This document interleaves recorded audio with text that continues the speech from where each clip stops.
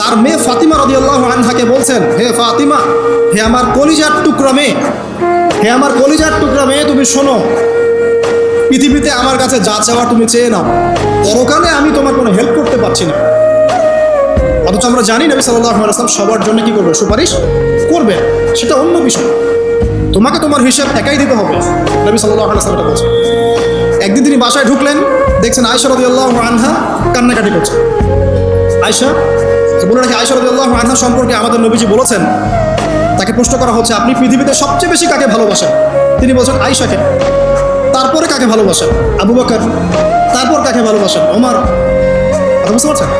সেই আয়েশা রাদিয়াল্লাহু আনহা বাসায় কান্নাকাটি করছেন। তিনি বলছেন, কি জন্য কাঁদছো হে আয়েশা? আয়েশা রাদিয়াল্লাহু আনহা বলছেন, জাহান্নামের আযাবের ভয়ে আমি কাঁদছি। কি হবে ইয়া রাসূলুল্লাহ আমাদের শেষ? তখন আল্লাহর নবী তার স্ত্রীকে বলছেন, যাকে তিনি সবচেয়ে বেশি ভালোবাসেন, তাকে বলছেন তিনটা ক্ষেত্র বা তিনটা জায়গা